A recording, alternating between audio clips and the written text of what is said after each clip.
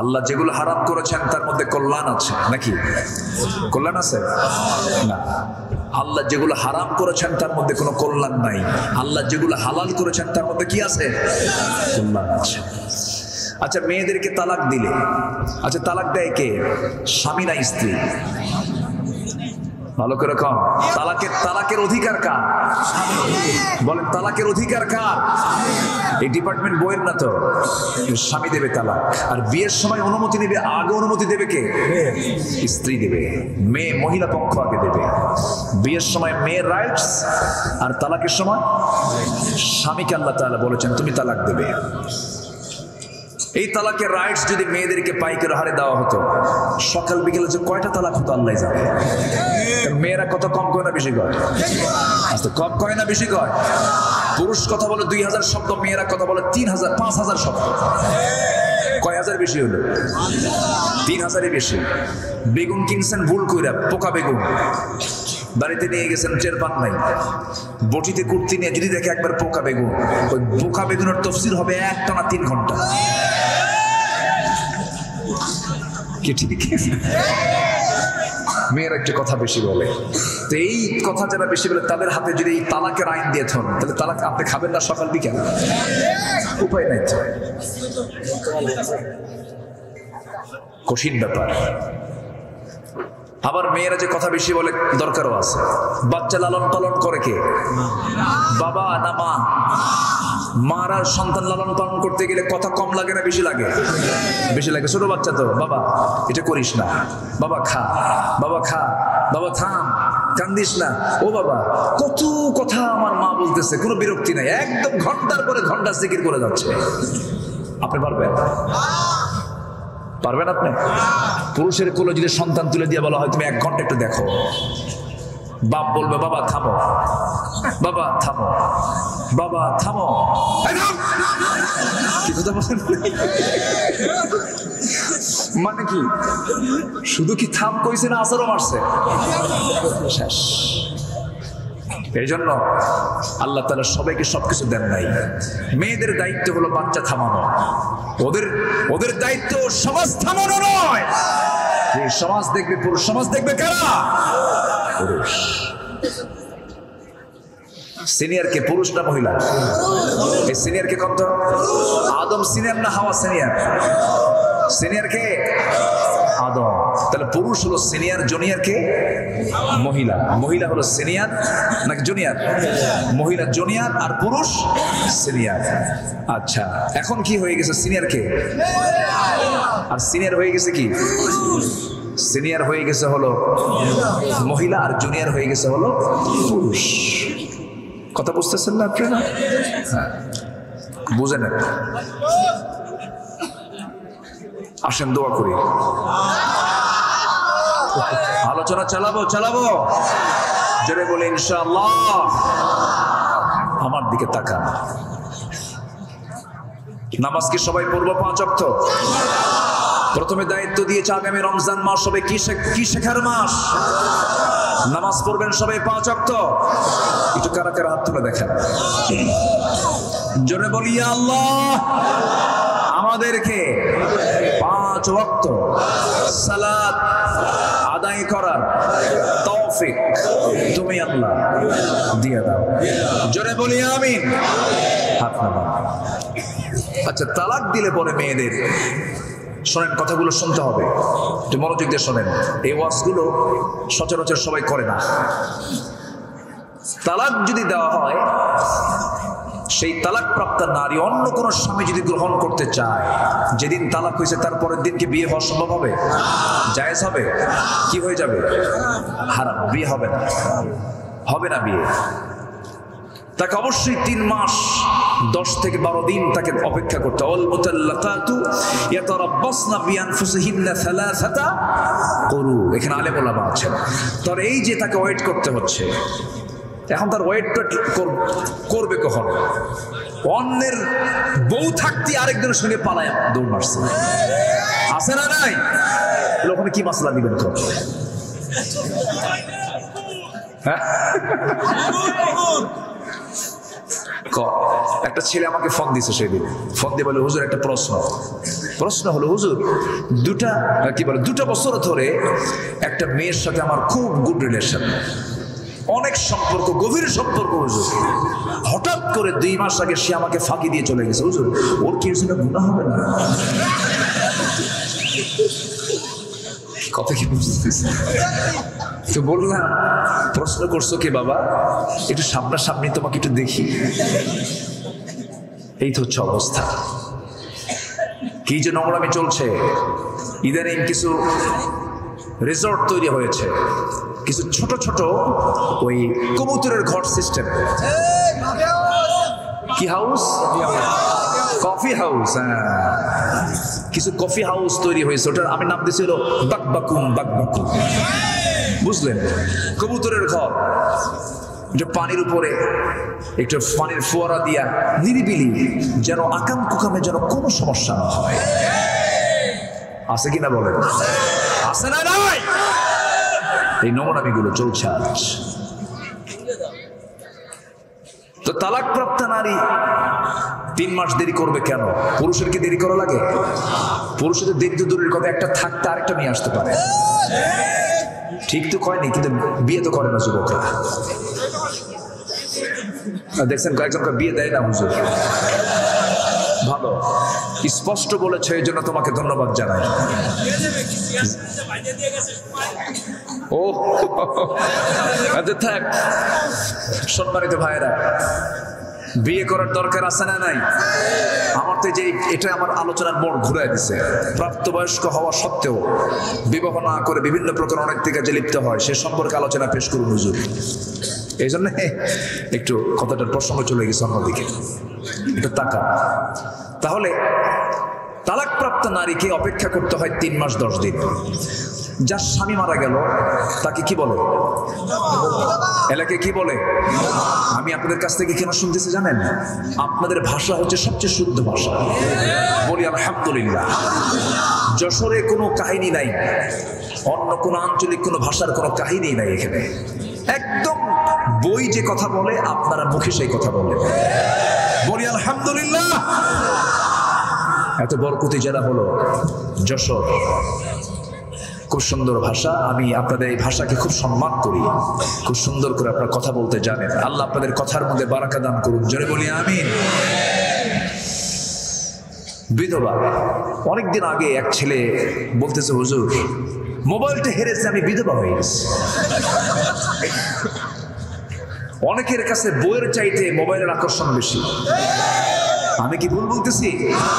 বউ না থাক, মোবাইল না যাক, এত আসক্তি মোবাইলে। এটা একটা মারাত্মক মারাত্মক একটা ভাইরাস। মার্ক জুকারবার্গ এই Facebook, YouTube, Line, Viber, WhatsApp, imo, Messenger, এগুলোতে যে কত যুবকের চরিত্র গেছে, কার বউ কে নিয়ে গেছে তার কোনো হিসাব নাই, ঠিক কিনা? এই মিডিয়াগুলো। অতএব এগুলো ইউজ করার আগে আগে ইমান কাঁচা দরকার না পাকা দরকার? ইমান কাঁচা দরকার না পাকা দরকার? শিশুর হাতে যদি আপনি আপেল দেন আর একটা চাকু দেন শিশুর হাতে, ওকে আপেল কেটে খাবে না হাত কেটে খাবে? আজকে যুবকরা তাই করতেছে। আল্লাহ তাআলা এত দূরে আছেন, কিন্তু আল্লাহ আমাকে সর্বক্ষণ মনিটরিং করছেন। সেই জায়গা থেকে সব তিনি দেখছেন। আমার বন্ধুগণ একটু কান লাগাবেন, আমার আল্লাহর সেই অ্যাড্রেসটা জানা দরকার। আল্লাহ কত মহান, আল্লাহ কত বড়। আমরা যেখানে বসে আছি ঠিক এই জায়গা থেকে আমরা যদি সূর্যের দিকে তাকাই, দেখতে মনে হয় প্লেটের মতো, কিন্তু সূর্য কি প্লেটের মতো না? সূর্য অনেক বড়, সূর্য অনেক বড়। এই পৃথিবী থেকে সূর্যটা এত বড় যে সূর্যের সমান যদি এই পৃথিবী করতে হয়, তাহলে এই পৃথিবীতে 13 লক্ষ পৃথিবী লাগবে। 13 লক্ষ পৃথিবী এক জায়গায় যোগ করলে পরে একটা সূর্যের সমান হয়ে যায়। এত বড় সূর্য, 13 লক্ষ পৃথিবীর সমান একটা সূর্য। এই সূর্যের চাইতে আবার ওই যে তারকাগুলো দেখতে পাই রাতের বেলা জোনাকির মতো মিটি মিটি করে জ্বলে, ওই তারকাগুলো এত বড়। বেটেল জুইস নামে একটা তারকা আছে, সেই তারকাটা সূর্যের চাইতে 33 কোটি গুণ বড়। আবার ওই বেটেল জুইস তারকাগুলো আল্লাহ রাব্বুল আলামিন একটা দুইটা দেন নাই, অসংখ্য তারকা মহাশূন্য আল্লাহ রাব্বুল আলামিন ঝুলায় রেখেছেন, অসংখ্য তারকা রেখে দিয়েছেন।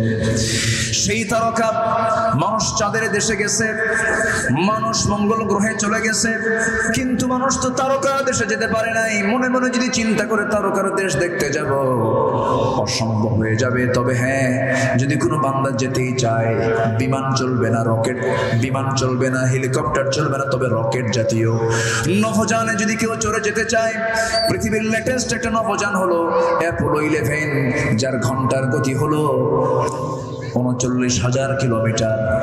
39,000 কিলোমিটারের বেগে যদি কেউ ওই নভোযানে চড়ে যদি পৃথিবীর সবচেয়ে নিকটবর্তী তারকার দেশ প্রক্সিমা সেন্ট্রাই যদি কেউ যেতে চায়, যেতে হলে তার সময় লেগে যাবে মাত্র 1,15,000 বছর। যাবেন কারা কারা? হাত তোলেন। বলেন। আচ্ছা, আমার আলোচনা কি বিরক্ত হচ্ছেন আপনারা? তাহলে বলেন তো, এই মহাশূন্যের মাঝে আমি মানুষ কি এমন? বলেন তো, বলেন তো, কিছু কিছু হয়েছে? কিছু হয়েছে আমার? বলেন তো। একটা তারকা সূর্যের চাইতে 33 কোটি গুণ বড়, আর ওই সূর্য পৃথিবী থেকে 13 লক্ষ গুণ বড়। সেই পৃথিবীর একটা জনপদের একটা এরিয়া ছোটখাটো একটা নেতা হইলে ওর গরমে মনে হয় যে পৃথিবীতে আর কেউ নাই। কে আছে না? নয় মুষ্টি পাকলি ভাববেন না যে এখান থেকে হাই স্কুল সরে গেছে। হ্যাঁ, মুষ্টি পাকলাম, হাই স্কুল নাই। আসলে কি হাই স্কুল নাই? আছে। এত সস্তা ভাববেন না। ফেরাউনকে আল্লাহ তাআলা কিন্তু দিয়েছিলেন সুযোগ, কিন্তু খাইয়া ফেলাইছেন আল্লাহ। পানিতে চুবান নাই, পানিতে চুবান নাই, চুবাই দিয়েছেন। সে আল্লাহ আছেন না নাই? সে আল্লাহ আছেন না নাই? আমরা শুধু সারা জীবন মরা ফেরাউনের ইতিহাস শুনেছি, শুধু শুনেছি মরা ফেরাউনদের কথা, কিন্তু ফেরাউন তো আসলটা মরেই গেছে। কিন্তু তাজা ফেরাউন আছে না নাই? তাজা ফেরাউনরা আছে না নাই? মরা ফেরাউন যেরকম মানুষের প্রতি জুলুম করত, নিজের রাজনীতিকে পাকাপোক্ত করার জন্য অসংখ্য মানুষকে হত্যা করতে ফেরাউন, আজকেও যারা ক্ষমতাকে পাকাপোক্ত করার জন্য গোটা পৃথিবী জুড়ে যে সমস্ত জালিমরা মানুষ হত্যা করছেন, সবগুলো ফেরাউনের প্রেতাত্মা, ফেরাউনের প্রেতাত্মা।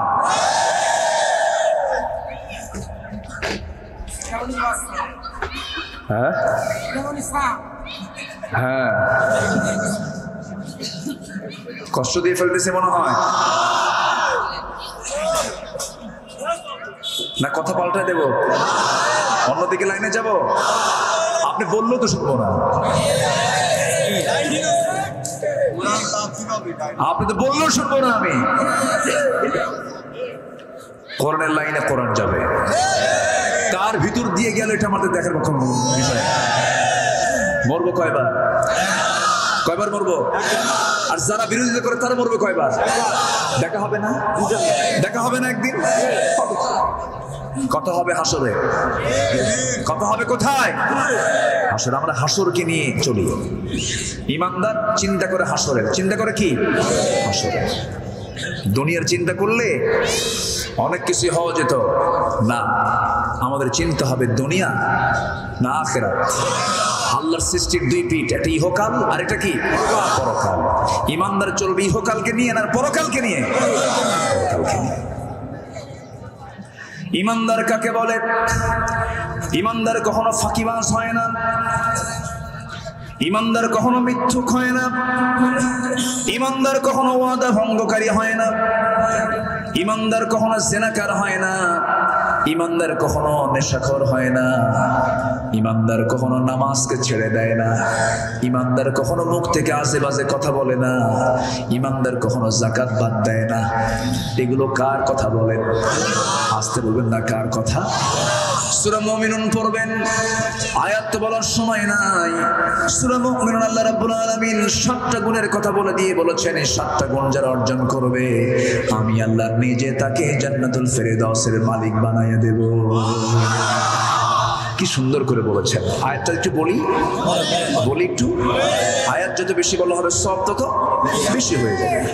আল্লাহ রাব্বুল আলামিন বলেন, قد أفلح المؤمنون الذين هم في صلاتهم خاشعون والذين هم عن اللغو معرضون والذين هم للزكاة فاعلون والذين هم لفروجهم حافظون إلا على أزواجهم أو ما ملكت أيمانهم فإنهم غير ملومين فمن ابتغى وراء ذلك فأولئك هم العادون والذين هم لأماناتهم وعهدهم راعون والذين هم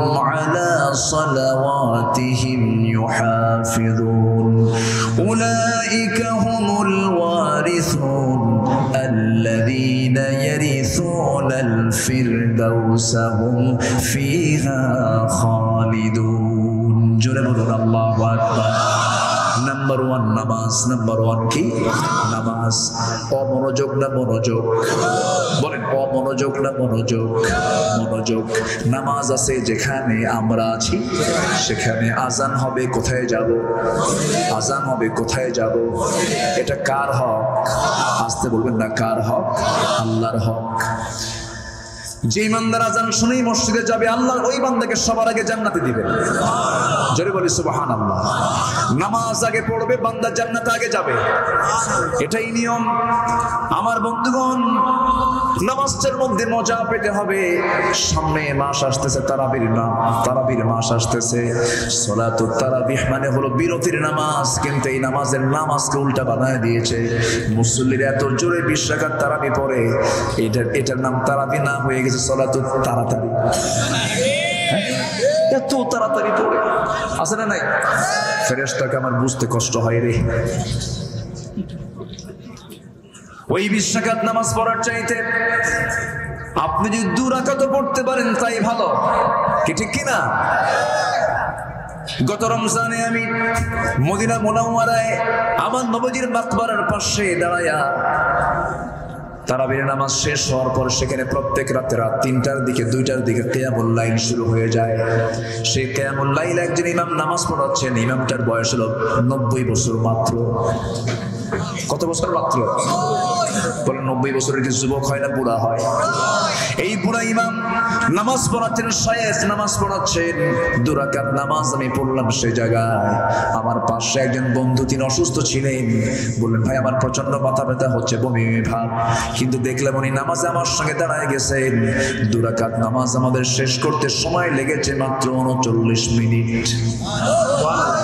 আমার দেশে নফল নামাজ কেন, যদি ফজরের নামাজ যদি কোন ইমাম যদি 30 মিনিট ধরে নামাজ পড়ায়, নামাজও শেষ, চাকরিও শেষ। আমি কি ভুল বলতেছি? নামাজ তো মজা করে পড়তে হবে, নামাজটা আস্তে আস্তে পড়তে হবে, খুশুর সাথে পড়তে হবে, মনোযোগ দিয়ে পড়তে হবে। নামাজের মধ্যে মজা পেতে হবে। যে নামাজি নামাজ পড়তে এসে তাড়াহুড়ো করে মজা পায় না। যে ইমানদার মাহফিলের আলোচনা শুনতে সে ছটফট করে, সে আলোচনার মধ্যে মজা পায় না, ঠিক কিনা? কোরআনের মজা কি সবাই পায় নাকি? মজা পেতে হলে ইমান দুর্বল দরকার না মজবুত দরকার? মজবুত দরকার। নামাজের মধ্যে দাঁড়িয়ে যদি মনে হয় কখন নামাজ শেষ করব, কখন নামাজ শেষ করব, কখন নামাজ শেষ করব, মানে ওর মধ্যে নামাজের মধ্যে কোনো মনোযোগ। কিন্তু নামাজি যখন নামাজে দাঁড়ায়, প্রকৃত নামাজি সে বলে আরো পড়ি, আরো পড়ি। আহা, তুমি আল্লাহ আমাকে দেখতেছো। আমার বন্ধুগণ, 2জন মুজাহিদকে রাসূল জাতুর রেকায় আমার নবীজি তাবুর ভিতরে বিশ্রামে চলে গেলেন। বললেন, ও আমার 2জন সাহাবী আব্বাদ আম্মার, তোমরা আমাকে পাহারার জন্য রাত্রিবেলা দাঁড়িয়ে যাও, সীমান্ত পাহারা দাও। আব্বাদ এবং আম্মার 2জনে তরবারি নিয়ে দাঁড়ায় গেলেন, তীর নিয়ে দাঁড়ায় গেলেন, শত্রুদের গতিবিধি লক্ষ্য করছিলেন। হঠাৎ করে আম্মার বলছেন, ভাই আব্বাদ, আমার তো চোখে ঘুম চাপতেছে, আমি একটু ঘুমালাম, তুমি পাহাড় পাহারা দাও, ঠিক আছে তুমি ঘুমাও। সাইয়েদনা আব্বাস তিনি দাঁড়িয়ে দাঁড়িয়ে পাহারার মধ্যে চিন্তা করলেন তাহাজ্জুদের সময় খামাখা দাঁড়ায় থেকে লাভ কি, সত্য তো দেখি না, ওযু বানায় নামাজ পড়ি। ওযু বানায় নামাজে দাঁড়ায় গেছেন, নামাজ শুরু করে দিয়েছেন।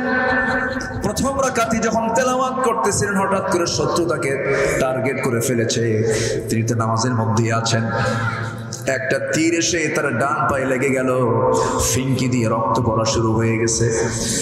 সাহাবী নামাজ ছাড়ে না, ওই অবস্থায় তিনি রুকু করলেন, সিজদা দিলেন, আবার তিনি নামাজে দাঁড়ায় গেলেন। দ্বিতীয় রাকাতে যখন তিনি নামাজ পড়তেছেন, সূরা কিরাতগুলো পড়তেছেন, এমন সময় একটা তীর এসে তার বাম পায়ে লাগলো, ফিনকি দিয়ে রক্ত পড়া শুরু হলো। কোনো আওয়াজ নাই, তেলাওয়াত করছেন তিনি, কিন্তু ঘুমন্ত সাহাবী পাশে বসে থাকা সেই ঘুমন্ত সাহাবীর গায়ে ফিনকি দিয়ে রক্তগুলো ছিটে পড়ে গেছে, জায়গা পেয়ে গেছেন। আম্মার জায়গা পেয়ে বলছেন, আব্বা কি করো তুমি, সত্যতা আমাদেরকে অ্যাটাক করে ফেলেছে, সতর্ক হয়ে যাও। এরপরও তিনি কোনো কথা বললেন না, ওই অবস্থায় রুকুতে চলে গেলেন, বিদ্ধ পা দুটাতে তীরবিদ্ধ হয়ে আছে, রুকু করলেন, সিজদা দিলেন, বৈঠকে বসলেন, তাশাহুদ পড়লেন, দরুদ পড়লেন, সালাম ফিরলেন। সালাম ফেরার পর বলছে, ভাই রে আমি তো তোমার আগেই টের পেয়ে গেছি শত্রু আমাকে অ্যাটাক করে ফেলেছে, আমার ডান পায়ে লেগেছে, বাম পায়ে লেগেছে, কিন্তু ভাই আমি কি করব রে ভাই। নামাজের মধ্যে আমি এত মজা পাচ্ছিলাম, আমার মন বলছিল দুইটা তীর দুইটা পায়ে লাগলো, আর একটা তীর যদি আমার বক্ষ ভেদ করে দিত, আমি যদি শহীদ হয়ে যদি দুনিয়া থেকে বিদায় হয়ে যেতাম, আমার জীবনটা বড় ধন্য হয়ে যেত। যেরকম সুবহানাল্লাহ। তিনি বলছেন আমি মনে হচ্ছিল আমি আল্লাহর সঙ্গে কথা বলছিলাম, আল্লাহ আমার সঙ্গে কথা বলছিলেন, এই জন্য আমি মহব্বতের নামাজ আমি ছাড়তে পারতেছিলাম না। আমার বন্ধুগণ, নামাজের মধ্যে মজা আছে না নাই? আসতে বলেন মজা আছে না নাই? মজা নিতে হবে, মজা পেতে হবে, তৃপ্তি পেতে হবে, মনোযোগ সহকারে আমরা নামাজটা পড়বো। তবে হ্যাঁ, নামাজের মধ্যে দুনিয়ার কথা মাঝে মাঝে মনে হয়ে যায়। মন তো বড় বেকায়দার জিনিস, দৌড় মেরে চলে যায় বাগারপাড়া বাজার, যশোরের চাষরা মোড়, মনিহারের মোড়, বিভিন্ন জায়গায় মন ছটফট করে চলে যায়, কিন্তু নামাজের মধ্যে যদি চট করে চলে যায় আবার ঘুরে আনতে হবে নামাজের দিকে। আমার বন্ধুগণ, সাইয়েদনা আলীর কাছে একজন ব্যক্তি এসে বলছে, আলী নামাজের মধ্যে দুনিয়ার কথা মনে হলে কি নামাজ কবুল হবে নাকি? আলী বললেন, হবে না, যাও। শক্ত ফতুয়া মারছে, শক্ত ফতুয়া পেয়ে সাহাবীর মনটা খারাপ। নবী কিছুক্ষণ পরে এসে বলেন, আলী তোমার কাছে কেউ আসছিল নাকি? এসেছিল। তুমি কি বলেছ? নামাজের মধ্যে দুনিয়ার কথা মনে হলে নামাজ কবুল হবে না। রাসূল বললেন, তাই নাকি? তাই যদি হয় এই মুহূর্তে তুমি ওযু বানায় নফল নামাজে দাঁড়াও, 2 রাকাত নফল নামাজ পড়বে, নফল নামাজ শেষ হয়ে যাবে, আমি তোমাকে শেষান্তে নামাজের পর আমি তোমাকে আমার পক্ষ থেকে সুন্দর একটা চাদর উপহার দেব। সাইয়েদনা আলী চাদর পর চিন্তা মাথায় নিয়ে ওযু বানায় নামাজে দাঁড়ায় গেছেন, বড় আনন্দ তার মনে, কারণ রাসূল আমাকে চাদর দিবেন। প্রথম রাকাত নামাজ পড়তে নিয়ে হঠাৎ করে নামাজের মধ্যে মনে হয়ে গেল রাসূল যে আমাকে চাদরখানা দিবেন। মা আয়েশার ঘরের চাদর না, মা হাফসার ঘরের চাদর। মন চলে গেছে কোথায়? চাদরের দিকে। সালাম ফিরেন, আসসালামু আলাইকুম ওয়া রাহমাতুল্লাহ, আসসালামু আলাইকুম ওয়া রাহমাতুল্লাহ। সালাম ফেরা যখন শেষ হয়ে গেল, নবজির দিকে আলী তাকান, আলীর দিকে নবজি তাকান, চোখাচোখি হচ্ছে, কিন্তু দুজন মুস্কি মুস্কি হাসি মারে। রাসূল বলেন, আলী মুস্কি মুস্কি হাসি দাও কেন? হুজুর আপনি যেই কারণে আমিও সেই কারণে। সুবহানাল্লাহ বলবেন না? আপনিও সেই কারণে আমিও সেই কারণে। রাসূল বলেন, আলী তুমি তো ফতোয়া দিয়েছ নামাজের মধ্যে দুনিয়ার কথা মনে হলে নামাজ কবুল হবে না, কিন্তু তোমার নামাজের মধ্যে দুনিয়ার কথা মনে হয়েছে। হুজুর বুঝি নাই, ভুল কইছি। এবার রাসূল বলেন, আলী মনে হতে পারে, কিন্তু মনটা ঘুরে আনতে হবে। শেষ বৈঠকে যদি কোনো অজীব কাজ বাদ হয়ে যায়, একদিকে সালাম ফিরে 2টা সেজদা দিয়ে দিবে, সৌ সেজদা আল্লাহ তোমার ভুলকে কবুল করে নেবেন। যেরকম সুবহানাল্লাহ। তবুও নামাজ পড়ো। আবার আলীকে আমরা ভুল বুঝবো না। সাইয়েদনা আলীর নামাজটা তো এত মনোযোগের ছিল যে যুদ্ধের ময়দানে অংশগ্রহণ করতে গিয়ে সাইয়েদনা আলীর পায়ে তীর ঢুকেছিল, সেই তীরটা কেউ বের করতে পারে না। তীরের আগাটা হলো চোখা, সহজেই ঢুকে পড়ে, কিন্তু টান দিতে নিলে বড় বেকায়দা সহজে বের হয় না। উল্টা করে যখন টান দিয়ে কেউ বের করতে পারে না, নবীর কাছে পরামর্শ চা হলো, হুজুর আমাদের আসাদুল্লাহিল গালিব আলী তো দারুণ জখম হয়েছে, মারাত্মক আহত হয়েছে, পায়ের মধ্যে তীর ঢুকেছে, কেমন করে বের করি? রাসূল বলছেন, সাহাবীরা শোনো, আমি জানি আমার আলীর নামাজের মনোযোগিতা কেমন। আমার আলী যখন নামাজে দাঁড়িয়ে যাবে, নামাজের মধ্যেই তোমরা তার পা থেকে টান মেরে তীরটা বের করে নিবা। সুবহানাল্লাহ বলবেন না? আর একটু জোরে বলেন সুবহানাল্লাহ। নামাজের মধ্যে একটি ইমাম সাহেব তেলাওয়াত দেরি করলে পরে পিছন থেকে লোকমা দেয়, আছে না? মানে গলা ঝাড়ি দিয়ে বলে, হুজুর কাম তো আপনার নাই, আমার তো কাম আছে, শেষ করে। আমি কি ভুল বলতেছি? সবার পরে আসে জুমার দিন, সবার পরে আসে বলে হুজুরের কাম নাই, এতক্ষণ ধরে খুতবা দেওয়া লাগে। মানে শয়তান যে কয় এটা শয়তান দেখতে ওইরকমই, এরকম কিছু শয়তান আছে না নাই? আসে সবার পরে আর ঘুরি দেখে সবার আগে। হুজুর হুজুর কি কোনো কাম জান না? আমাদের কাম আছে তো। বেকুব এগুলো, বেকুব। যারা ইমামকে ঘড়ি দেখায়, খুতবা দিচ্ছেন খতিব, ওনার সামনে ঘড়ি আছে, 10 মিনিট একটু কম বেশি হতেই পারে। আমি যাকে ইমাম মনে করছি, যার পিছনে আমি শ্রেষ্ঠ ইবাদত নামাজ পড়ছি, আমি কেমন করে তার সামনে উঁচু গলায় কথা বলবো? আছে না? আছে কিনা বলেন? একটা গল্প মনে পড়লো আমার। এক বেচারির শয়তান দেখার খুব শখ। কি দেখার খুব শখ? তো হুজুরকে বলছে, হুজুর একটু শয়তান দেখবো। তো হুজুর আবার মজা করে কইছে, শয়তান সেই যে সবার পরে মসজিদে আসে আর সবার আগে মসজিদ থেকে বের হয়। কি কথা কি? সবার পরে আসে আর কি সবার আগে বের হয়। ও কি নামাজ পড়তে আসে? নামাজ হবে সংক্ষিপ্ত না বড়? কারণ আমার আল্লাহ ছোট না বড়? আল্লাহকে সময় দিচ্ছে। আমরা কাকে সময় দেবো? নামাজে কাকে সময় দেবো? আল্লাহকে। একটু টাইম দিয়ে সময় দিতে হবে। কোরআন শুনতে আসছি, যে ধৈর্য নিয়ে শুনবো। জোরে বলি ইনশাআল্লাহ। আপনারা এত সুন্দর মানুষ, আমি খুবই আনন্দিত। একটা লোক নড়াচড়া করেন নাই, বলি আলহামদুলিল্লাহ। জোরে বলি আলহামদুলিল্লাহ। সাইয়েদনা আলী সেই তীরবিদ্ধ পা নিয়ে কষ্ট পাচ্ছেন। রাসূল বলেন, আলী যখন নামাজে দাঁড়াবে তার পা থেকে তীরটা বের করে নিবা। সাইয়েদনা আলী নামাজে দাঁড়াইছে, নামাজের ভিতরে তার পা থেকে টান মেরে যখন তীরটা বের করা হচ্ছিল, সেই সময় গোশতগুলো ছিঁড়ে ছিঁড়ে আসতেছে, রক্তগুলো গড়ে গড়ে আসতেছে। আলীর মুখ থেকে কোনো আওয়াজ বের হয় নাই, আওয়াজ পর্যন্ত বের হয় নাই। নামাজ শেষ হওয়ার পর তিনি বললেন, ও আমার ভাইয়েরা, যে বিদ্য তীর নিয়া আমি খুব কষ্ট অনুভব করছিলাম, যন্ত্রণার সেই তীর আমার পায়ের মধ্যে তো দেখি না সেই তীরটা কি হয়েছে।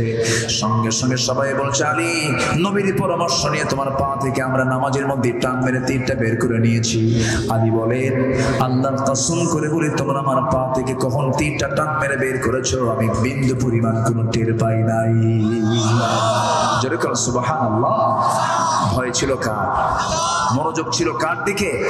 আল্লাহর দিকে। আমার ভাইয়েরা, আল্লাহ রাব্বুল আলামিন বলছেন, বান্দারে ঈমানটা ভালো করে আনো, ঈমানদার নামাজি হবে। আচ্ছা না, ঠিক আছে, বলবো ইনশাআল্লাহ। কয়টা বিষয়ে বলি? বহু বিষয় তো আছে, একটা বিষয়ে কথা বলতে বলা হলো, দেখা যাক বলবো। বিয়ে শাদী তো এখন লাগে না, তো বিয়ে শাদী কি আর লাগে এখন? ঠিক আছে না, এখন তার বিয়ে শাদী লাগে না। যেন সহজ, যে নাই সহজ। তো বিয়ে করো খামাখা দায়িত্ব তো, ওর বাজার করো, ওর কাপড় চুপড় কিনে দাও, কি দরকার? অন্যের বউ আছে, আরেকজন চালাবে, আমি মাঝে মাঝে যাই একটু ডিউটি মেরে আসবো। নাউজুবিল্লাহ কবেন না? জোরে কর নাউজুবিল্লাহ। এই সমস্ত শিক্ষাগুলো শিখাই হলো ভারতীয় চ্যানেল। এই ভারতীয় জি বাংলা, জি প্লাস গুলো দেশের নারী সমাজকে শেষ করে দিয়ে ফেলেছে। বলবো সব আছে তো, আমার মাথায় আছে, বলবো। জোরে বলি ইনশাআল্লাহ। একটু বসেন। মদ খাওয়া কি কি আরাম?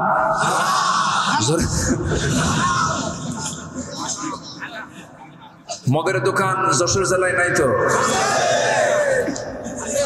আছে?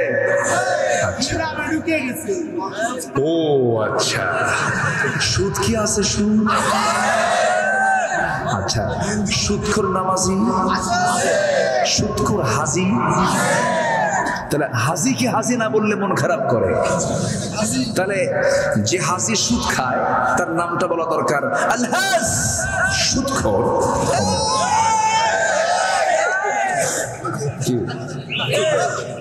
আজকের থেকে এটা মাথায় রাখবেন, যারা সুদ খায় হজ করে আসছে, ওর নাম কোথাও লিখলে লিখে দিবেন আলহাজ বিশিষ্ট সুদখোর। ও কি লিখতে দিবে? যে সুদ খায় সে কি লিখতে দিবে? ও নিজেও জানে এটা ওয়াকা, ও নিজেও জানে। সম্মানিত ভাইয়েরা, আজকে এমন কোন পাপ নাই যে পাপ আজকে সমাজে উপস্থিত নাই, সবই আছে। আপনি কি চান? আমার দেশে এমন কোন আকাম কুকাম নাই যা নাই। গোটা পৃথিবীতে মদ বিক্রির পরিমাণ বছরে কত জানেন? $1600 বিলিয়ন। পতিতাবৃত্তি হয় বছরে, পতিতাবৃত্তির কারবারে এই লেনদেন হয় প্রায় $400 বিলিয়ন। জুয়ার কারবার হয় $300 বিলিয়ন।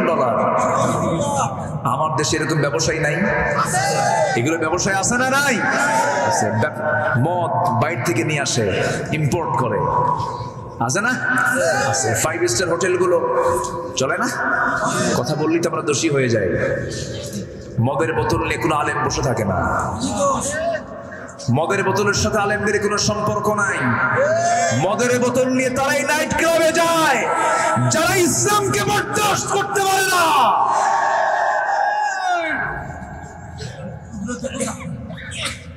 সম্মানিত ভাইয়েরা, সম্মানিত বন্ধুগণ, একজন বলতেছে কি জানেন? কে যেন বললো এখানে, কোন এক আলেম মনে বলেছেন আমাকে, যে কে যেন এক যুক্তি দিছে, এক নাস্তিক, যে জেনা করা যদি দোষ হয়, নারী পুরুষ বিয়ের আগে যদি সম্পর্ক করা যদি দোষ হয়, বিয়ের পরে তো ওই কামই হয়, তাহলে বিয়ের পরে দোষ হবে না কেন? দেখছেন ওই শয়তানরা কি করা দরকার বলেন তো? আরেকজন বলতেছে যে ওযু করতে হয় কেন? ওযু ভঙ্গ হয়ে গেলে। ওযু ভঙ্গ হয় কেন? পেশাব করলে পরে। কি পেশাবও পানি, ওযুর পানিও পানি। দেখছেন এগুলোরে কোনো কথা না কইয়া উল্টা দিকে 2 পা তুলে ঝুলাইয়া পিটানো দরকার। আল্লাহর আইন নমস্কার করো,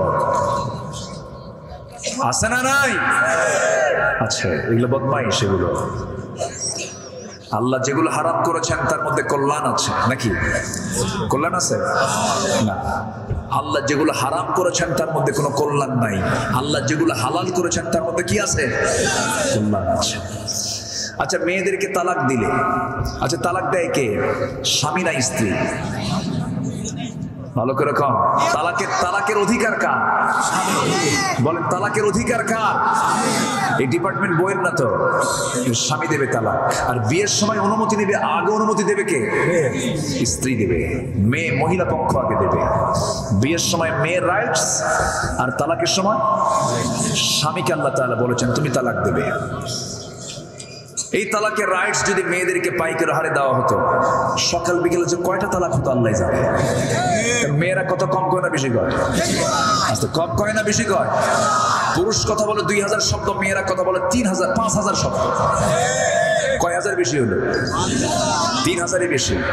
বেগুন কিনছেন ভুল কইরা, পোকা বেগুন, বাড়িতে নিয়ে গেছেন, টের পান নাই। বটিতে কুর্তি নিয়ে যদি দেখে একবার পোকা বেগুন, ওই পোকা বেগুনের তফসির হবে 1 টানা 3 ঘন্টা। কি ঠিক? মেয়ের একটা কথা বেশি বলে, তো এই কথা যারা বেশি বলে তাদের হাতে যদি এই তালাকের আইন দিয়ে থন, তাহলে তালাক আপনি খাবেন না সকাল বিকেল? উপায় নাই তো। কঠিন ব্যাপার। আবার মেয়েরা যে কথা বেশি বলে দরকারও আছে। বাচ্চা লালন পালন করে কে? বাবা না মা? মারা সন্তান লালন পালন করতে গেলে কথা কম লাগে না বেশি লাগে? বেশি লাগে। ছোট বাচ্চা তো, বাবা এটা করিস না, বাবা খা, বাবা খা, বাবা থাম, কান্দিস না, ও বাবা, কত কথা আমার মা বলতেছে, কোনো বিরক্তি নাই, একদম ঘন্টার পরে ঘন্টা জিকির করে যাচ্ছে। আপনি পারবেন? পারবেন আপনি? পুরুষের কোলে যদি সন্তান তুলে দিয়ে বলা হয় তুমি 1 ঘন্টা একটু দেখো, বাপ বলবে বাবা থামো, বাবা থামো, বাবা থামো। কি কথা বলেন? মানে কি শুধু কি থাম কইছে না আসারও মারছে? শেষ। এই জন্য আল্লাহ তাআলা সবাইকে সবকিছু দেন নাই। মেয়েদের দায়িত্ব হলো বাচ্চা থামানো, ওদের দায়িত্ব সমাজ থামানো নয়। যে সমাজ দেখবে পুরুষ সমাজ দেখবে কারা? পুরুষ। সিনিয়র কে, পুরুষ না মহিলা? এই সিনিয়র কে কত? আদম সিনিয়র না হাওয়া সিনিয়র? সিনিয়র কে আদম। তাহলে পুরুষ হলো সিনিয়র, জুনিয়র কে মহিলা। মহিলা হলো সিনিয়র নাকি জুনিয়র? মহিলা জুনিয়র আর পুরুষ সিনিয়র। আচ্ছা, এখন কি হয়ে গেছে? সিনিয়র কে আর সিনিয়র হয়ে গেছে কি? সিনিয়র হয়ে গেছে হলো মহিলা আর জুনিয়র হয়ে গেছে হলো পুরুষ। কথা বুঝতেছেন না আপনারা? বুঝে নেন। আসেন দোয়া করি, আলোচনা চালাবো জোরে বলে ইনশাআল্লাহ। আমার দিকে তাকান। নামাজ কি সবাই পড়বো 5 ওয়াক্ত? প্রথমে দায়িত্ব দিয়েছে আগামী রমজান মাস হবে কি শেখার মাস। নামাজ পড়বেন সবাই 5 ওয়াক্ত। একটু কারা কারা হাত তুলে দেখেন, জোরে বলি আল্লাহ আমাদেরকে 5 ওয়াক্ত সালাত আদায় করার তৌফিক তুমি আল্লাহ দিয়ে দাও। জোরে বলি আমিন। হাত নামান। আচ্ছা, তালাক দিলে পরে মেয়েদের, শোনেন কথাগুলো শুনতে হবে, একটু মনোযোগ দিয়ে শোনেন। এই ওয়াজগুলো সচরাচর সবাই করে না। তালাক যদি দেওয়া হয়, সেই তালাক প্রাপ্ত নারী অন্য কোন স্বামী যদি গ্রহণ করতে চায়, যেদিন তালাক হয়েছে তারপরের দিনকে বিয়ে হওয়া সম্ভব হবে? জায়েজ হবে? কি হয়ে যাবে? হারাম। বিয়ে হবে না, হবে না বিয়ে। তাকে অবশ্যই 3 মাস 10 থেকে 12 দিন তাকে অপেক্ষা করতে। আল মুতাল্লাকাতু ইয়াতারাব্বাসনা বিআনফুসিহিন্না সালাসাতা কুরু। এখানে আলেম ওলামা আছেন। তার এই যে তাকে ওয়েট করতে হচ্ছে, এখন তার ওয়েটটা করবে কখন? অন্যের বউ থাকতে আরেকজনের সঙ্গে পালায় দৌড় মারছে, আছে না নাই? ওখানে কি মাসলা দিবেন? তো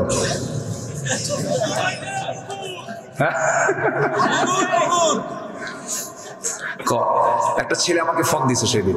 ফোন দিয়ে বলে, হুজুর একটা প্রশ্ন হলো, হুজুর 2 বছর ধরে একটা মেয়ের সাথে আমার খুব গুড রিলেশন, অনেক সম্পর্ক, গভীর সম্পর্ক হুজুর। হঠাৎ করে 2 মাস আগে সে আমাকে ফাঁকি দিয়ে চলে গেছে, হুজুর ওর কি সেটা গুনাহ হবে না? কথা কি বুঝতেছি? তো বললাম, প্রশ্ন করছো কি বাবা, একটু সামনাসামনি তোমাকে একটু দেখি। এই তো হচ্ছে অবস্থা। কি যে নোংরামি চলছে। ইদানিং কিছু রিসর্ট তৈরি হয়েছে, কিছু ছোট ছোট ওই কবুতরের ঘর সিস্টেম। কি হাউস? Coffee house. হ্যাঁ, কিছু কফি হাউস তৈরি হয়েছে। ওটার আমি নাম দিয়েছিল বাকবাকুম। বুঝলেন? কবুতরের ঘর, এটা পানির উপরে একটু পানির ফোয়ারা দিয়া নিরিবিলি, যেন আকাম কুকামে যেন কোনো সমস্যা না হয়। আছে কিনা বলেন? আছে না নাই? এই নোংরামিগুলো চলছে আজ। তো তালাক প্রাপ্ত নারী 3 মাস দেরি করবে কেন? পুরুষের কি দেরি করা লাগে? পুরুষের দেরি তো দূরের কথা, একটা থাকতে আরেকটা নিয়ে আসতে পারে। ঠিক তো কয়নি, কিন্তু বিয়ে তো করে না যুবকরা। দেখছেন কয়েকজনকে বিয়ে দেয় না হুজুর। ভালো, স্পষ্ট বলেছে, এই জন্য তোমাকে ধন্যবাদ জানাই। ও থাক। সম্মানিত ভাইয়েরা, বিয়ে করার দরকার আছে না নাই? আমার তো যে এটা আমার আলোচনার মোড় ঘুরাই দিছে। প্রাপ্তবয়স্ক হওয়া সত্ত্বেও বিবাহ না করে বিভিন্ন প্রকার অনেক দিকে যে লিপ্ত হয়, সে সম্পর্কে আলোচনা পেশ করুন হুজুর। এই জন্য একটু কথাটার প্রসঙ্গ চলে গেছে অন্যদিকে, একটু তাকা। তাহলে তালাকপ্রাপ্ত নারীকে অপেক্ষা করতে হয় 3 মাস 10 দিন। যার স্বামী মারা গেল তাকে কি বলে? এলাকায় কি বলে? আমি আপনাদের কাছ থেকে কেন শুনতেছি জানেন? আপনাদের ভাষা হচ্ছে সবচেয়ে শুদ্ধ ভাষা। বলি আলহামদুলিল্লাহ। যশোরে কোনো কাহিনী নাই, অন্য কোনো আঞ্চলিক কোনো ভাষার কোনো কাহিনী নাই এখানে। একদম বই যে কথা বলে আপনারা মুখে সেই কথা বলে। বলি আলহামদুলিল্লাহ। এত বরকতি জেলা হলো যশোর, খুব সুন্দর ভাষা। আমি আপনাদের এই ভাষাকে খুব সম্মান করি, খুব সুন্দর করে আপনারা কথা বলতে জানেন। আল্লাহ আপনাদের কথার মধ্যে বারাকা দান করুন, জোরে বলি আমিন। বিধবা, অনেকদিন আগে এক ছেলে বলতেছে, হুজুর মোবাইলটা হেরেছে, আমি বিধবা হয়ে গেছি। অনেকের কাছে বইয়ের চাইতে মোবাইলের আকর্ষণ বেশি। আমি কি ভুল বলতেছি? বউ না থাক, মোবাইল না যাক, এত আসক্তি মোবাইলে। এটা একটা মারাত্মক মারাত্মক একটা ভাইরাস।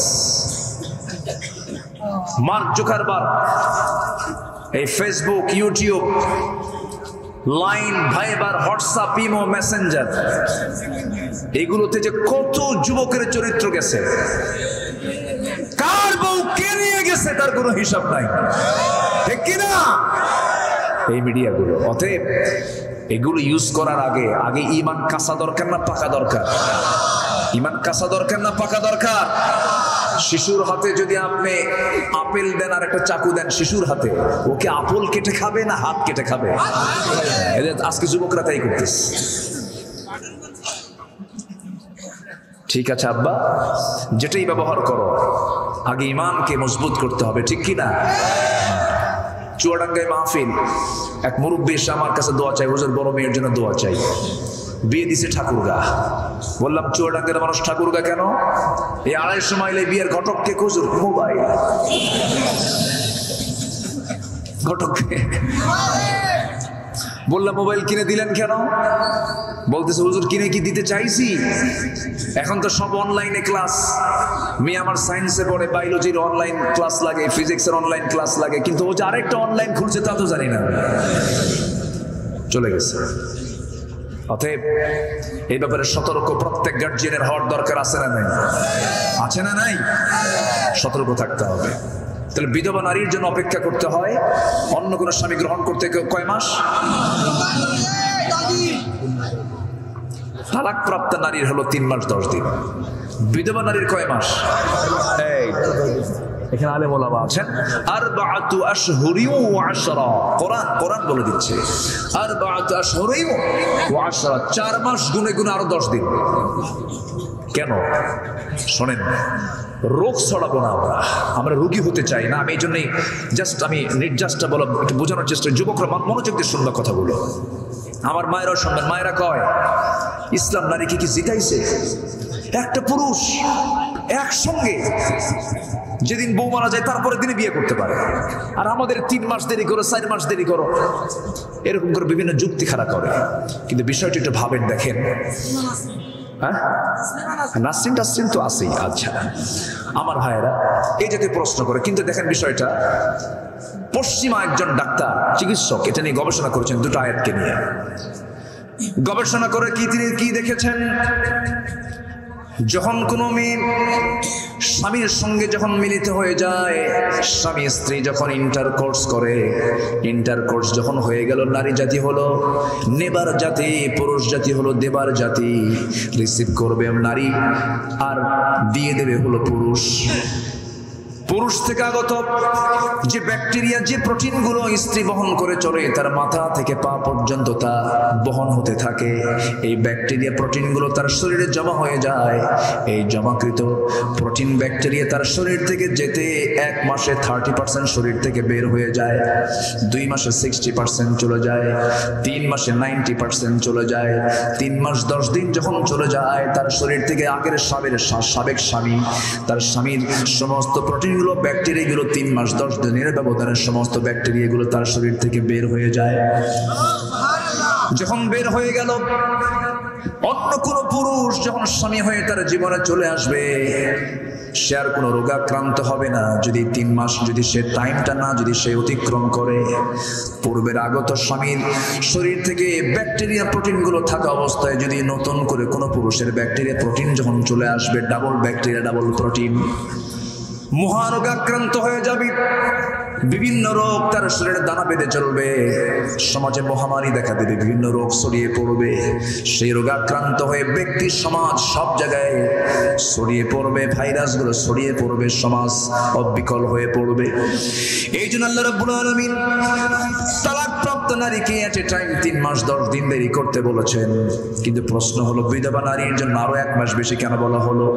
তালাক যখন হয়ে যায়, তালাক হলে পরে স্বামীর প্রতি ওই মহিলার মোহাব্বত হয় না, রাগ হয়? রাগ হয়। কিন্তু স্বামী যদি মারা যায়, অ্যাক্সিডেন্ট করলো অথবা অসুস্থ হয়ে স্বামী দুনিয়া থেকে বিদায় হলে স্ত্রীর মোহাব্বতটা কমে না, আরো বাড়ে, আরো বাড়ে। এই মোহাব্বতটা থাকার কারণে বিধবা স্বামীকে ভুলতে পারে না, স্বামীর শোকে বারবার কান্নাকাটি করে, স্বামীকে স্বপ্নের মধ্যে দেখে।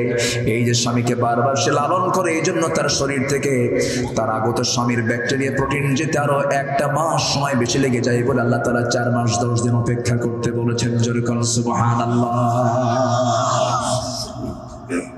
আমার আল্লাহ কত সুন্দর সুষ্ঠু বিধান করে দিয়েছেন। ও মা, আপনার কোন কাজে জিনার কাজে অংশগ্রহণ করা যাবে না, গুনার কাজে অংশগ্রহণ করা যাবে না। আল্লাহ তাআলা আপনার জন্য বৈধ সম্পর্ক করে দিয়েছেন। আমার যুবক ভাইদেরকে আমি বলবো, যুবকদেরকে বলবো, যুবকরা ইসলাম মেনে চলবা, নোংরা পথে যাবা না, বদনেশাই যাবা না,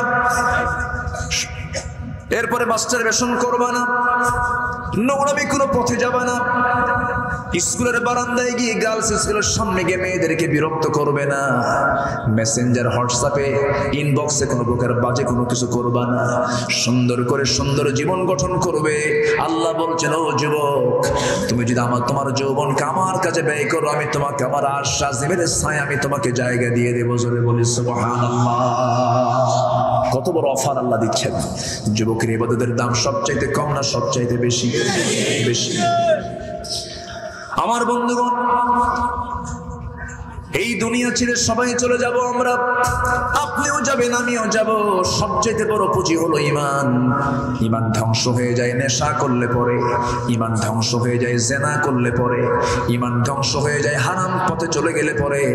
ঈমানদার কখনো হারাম কাজের দিকে জড়াবে না। আল্লাহ তাআলা বলছেন, শোনো, ঈমান যদি ভালো করে আনতে পারো, 1 নাম্বার কার উপরে? আসতে বলবেন না, কার উপরে?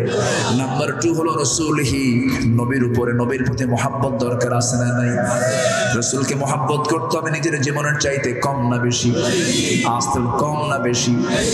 এই জায়গায় যারা বসে আছেন, আমি সবার কাছে একটু উদাত্ত আহ্বান জানাবো, আজকে বাড়িতে গিয়ে শোয়ার আগ দিয়ে বুকের উপরে হাত রেখে আপনি একটু প্রশ্ন করবেন, আব্দুল্লাহ আমিন, আব্দুর রহমান, আব্দুল মালিক, বুরহানুদ্দিন, তুই বলতো, তুই কি তোর জীবনের চাইতে বেশি রাসূলকে ভালোবাসতে পারছিস নাকি?